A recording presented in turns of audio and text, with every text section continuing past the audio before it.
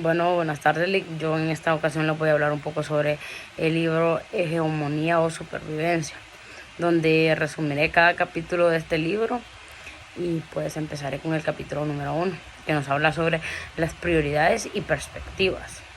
Hace unos años, Ernest Mayor estimaba que las perspectivas eran muy pobres. Él creía que en los tiempos de antes, las personas no tenían una visión más allá de lo que ellos veían, no que se encerraban a que el mundo iba a estar así siempre.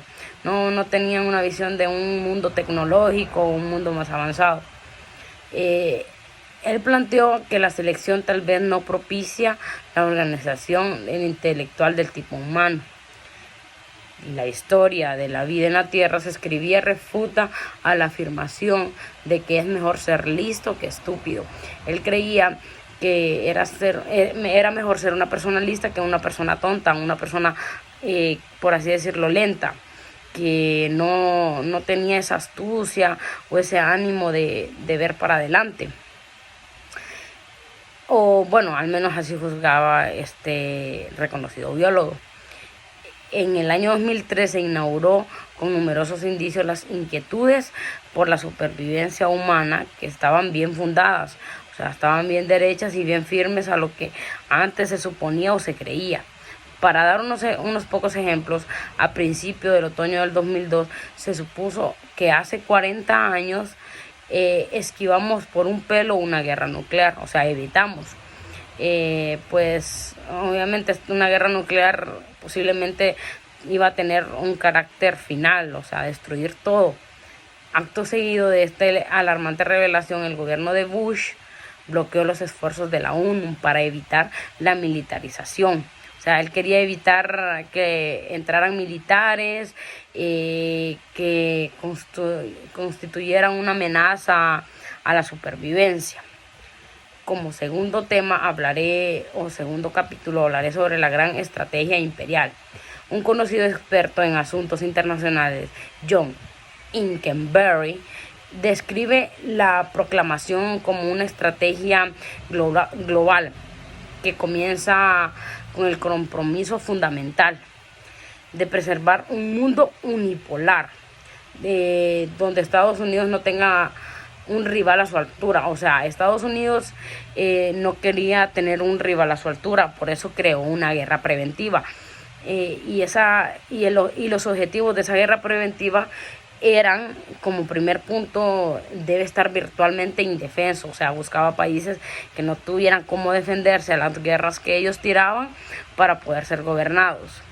Debe ser suficientemente importante para justificar el esfuerzo.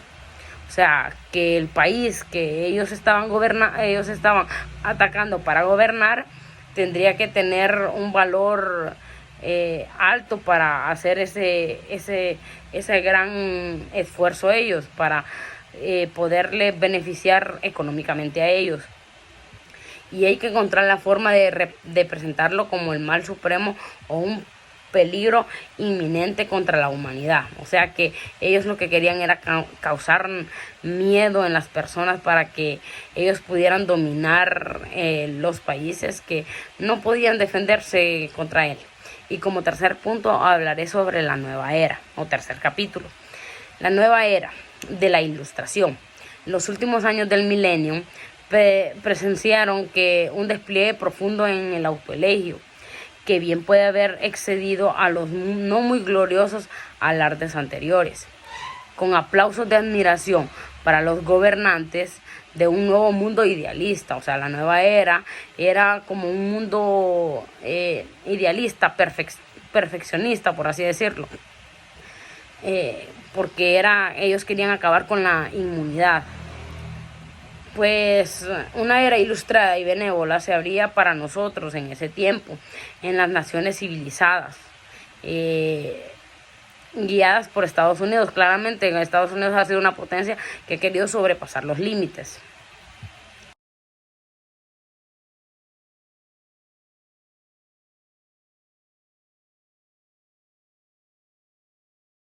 Como cuarto capítulo hablaré sobre los tiempos peligrosos. Los tiempos peligrosos son formados por nosotros los seres humanos. Claramente nosotros mismos ocasionamos guerras entre nosotros, destruimos la naturaleza, destruimos cada cosa que nos beneficia a nosotros mismos. Asesinar es un crimen. Sin embargo, a los personajes poderosos que gobiernan los países les basta con una sola palabra para destruir ciudades enteras. Por ejemplo, el presidente de Estados Unidos, él dice: solo ataquen este país, y listo, lo atacan, matan a personas, a individuos que no tienen ni la menor duda del por qué o qué está pasando, y ellos los matan sin ninguna consideración. Mi conclusión es que las personas que dependen de un bienestar, es decir, las personas que gobiernan, podemos esperar desastres en cualquier momento que nos pongan en peligro, como antes lo mencionaba. Más que todo, Estados Unidos ha sido una potencia que ha querido destruir a varios países y los ha dejado casi en un peligro de que ellos, la única opción es aliarse. Entonces ese es el motivo, o esa es la oportunidad que él quiere para poderse apoderar de un país pequeño sin medir sus consecuencias. Como quinto capítulo hablaré sobre la conexión iraquí. Empezamos que saber que el terrorismo pues llegó tiene una definición de que los gobernantes decretan de que terrorismo, y pues para nosotros el terrorismo es una forma cruel de atacar a otro país, sea de la forma que sea, pero ya se sabe que el terrorismo es empleado cuando hay guerra entre dos o más países. El problema es que los gobernantes más poderosos son los que decretan cuáles son los ataques de terrorismo. Entonces los atacan a ellos, o los llaman de otra forma que también eso es conveniente para ellos. O sea, ellos dicen: no, manden militares, ataquen a todos en las casas, o manden bombas, láncelas desde los aviones, y para ellos listo, ahí termina todo. Y ese es el error de muchas personas, de estas potencias. ¿Por qué? Porque ellos matan a inocentes con tal de conseguir lo que quieran, y eso es incorrecto, aunque para ellos eso es un beneficio, porque el país, al mirar tanta sangre y al mirar tanta destrucción, terminan accediendo a las peticiones de ellos. La comunidad internacional condenó una agresión que propició el estallido de un nuevo conflicto y una mayor crisis en el país, porque Estados Unidos siempre creyeron que los sacrificios eran pequeños comparados al gobernador de Irak. Otro ejemplo es que un país puede tener más país sobre otro país, ¿me entiendes? O sea, con las guerras, con el terrorismo,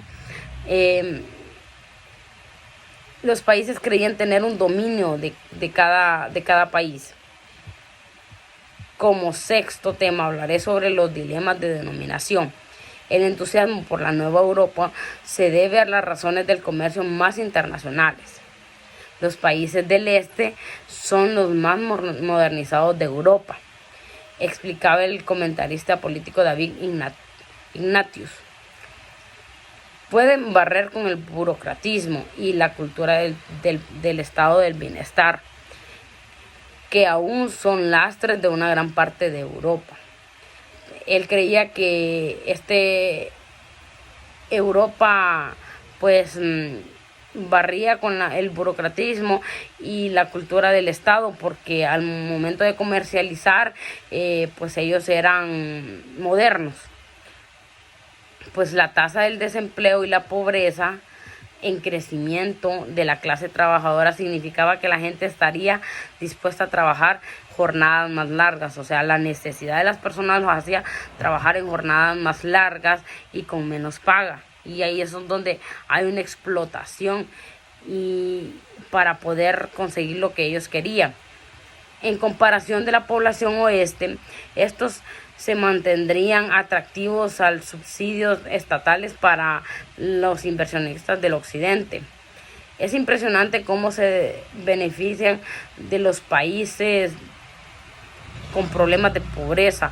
O sea, ellos los creían ignorantes, y así ellos podían sacar cualquier cosa y ellos les daban un valor mínimo y los explotaban.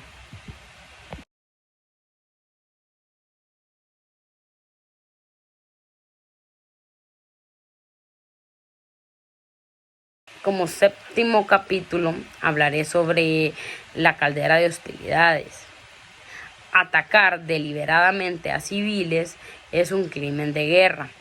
Las partes deben hacer todo lo posible por mantener la mayor distancia posible entre los objetivos militares y los centros de población civiles. Si bien reconoce que durante las operaciones contra los objetivos militares, las bajas de civiles son más inevitables. O sea, esto quiere decir que los militares usaban a los civiles, o sea, los agarraban, los entrenaban y los convertían en militares igual que ellos. Y así es como crecía un pelotón militar. Las partes en el conflicto se deben tomar imperativamente todas las medidas posibles para minimizar la pérdida de vidas humanas.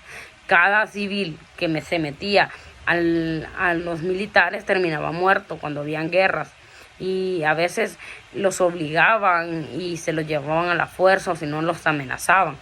El derecho internacional humanitario prohíbe aterrorizar a la población civil y destruir sus medios de supervivencia atacando a los cultivos, suministros de agua potable, instalaciones médicas, viviendas o medios de transporte no militarizados. O sea, que en los derechos internacionales lo que hicieron fue defender a los civiles para que ellos no pudieran meterse al pelotón de los militares, ya que ellos lo único que hacían era venderlos, por así decir. O sea, ellos iban a la guerra, ellos a veces los que iban con suerte regresaban con vida, o tal vez ni suerte, no que los que se sabían proteger. Está prohibido dirigir un acto de hostilidad con los bienes culturales o utilizar dichos bienes con fines militares. O sea, ellos creían que usando a civiles o atrayéndolos iban a ganar más pelotón, y en sí, en cada batalla que daban era más pérdida. Como octavo tema hablaré sobre el terrorismo y justicia. Tenemos que analizar dos premisas. Primero, que los hechos del 11 de septiembre del 2001 constituyen una terrible atrocidad. Probablemente la mayor pérdida instantánea de vidas humanas de la historia no incluye las guerras. El segundo postulado es que nuestros objetivos deben reducir el riesgo de recurrencia a los tales ataques, ya que seamos víctimas o alguien sufra más. O sea, en este capítulo hablamos sobre el terrorismo que antes se daba y sobre una justicia que en este caso las Naciones Unidas estimó que una proximidad de invierno imposibilitaría los envíos, y ya reducidos al mínimo dispensable por incursiones de la Fuerza Aérea estadounidense, cuando las organizaciones humanitarias, civiles o religiosas y el relato de la Organización de las Naciones Unidas para la Agricultura y Alimentación pidieron cese de los bombardeos. Y esta información ni siquiera fue reportada a la prensa estadounidense. O sea, se quiere decir que se ocultó. La civilización occidental se había resignado así al riesgo de ver morir a cientos y miles de afectados. Entonces, esto quiere decir que aquí se quería hacer justicia, y las Naciones Unidas fue uno de los que participó y estimó esta proximidad de que tal vez las cosas se iban a mejorar. El señor Osama, ni al requerimiento de pruebas en las profundadoras posibles, decidió de extradición. O sea, él solo aceptaría una capitulación incondicional para poder aceptar que los civiles no fueran, o sea, tuvieran justicia. Y como noveno tema hablaré sobre una pesadilla pasajera. Durante casi 200 años los norteamericanos han expulsado o exterminado poblaciones indígenas. O sea, se han apoderado de ellas sin algún consentimiento o sin tener algún permiso. Y es decir, que millones de personas han sido conquistadas la mitad de México, saqueando las regiones del Caribe y Centroamérica, invadiendo Haití y Filipinas, matando en esta ocasión a más de 100,000 filipinos. Luego, después de la Segunda Guerra Mundial, se extendió su control sobre el mundo de manera en la que conocemos, pero casi siempre son los norteamericanos que mataban. O sea, ellos venían aquí a Centroamérica a tratar de controlar todo el comercio, porque en sí Centroamérica en esos tiempos era un territorio de cultivos, de oro, de plata, de todo lo que se podía. Entonces ellos venían a conquistar y lo que querían era robar todo eso y que los mismos indígenas hicieran el trabajo de ellos, o sea, buscar un lado donde ellos pudieran decir que hallamos oro, y ellos los cavaban y ellos se lo llevaban, y quienes sufrían eran los indígenas porque ellos eran sus marionetas. Y pues este libro tiene una comparación con lo que hoy está sucediendo entre la guerra entre Rusia y Ucrania. Y pues en el actual conflicto se remota al 2013, cuando el presidente de Ucrania, el prorruso Víctor Yanukovych, suspendió la firma de acuerdo a la asociación con la UE prevista el 29 de noviembre, a causa de las presiones de Rusia, que le ofrecían además importantes contrapartidas económicas por ellos. O sea, Ucrania suspendió su firma, y Rusia atacó a Ucrania porque no se dejaba empoderar, o sea, no se dejaba controlar. Y hay personas que creen que esto lo manejan como ellos quieren o como ellos pueden, y en realidad las cosas no se hacen así. Bueno, creo que esto es todo por hoy, pues muchas gracias.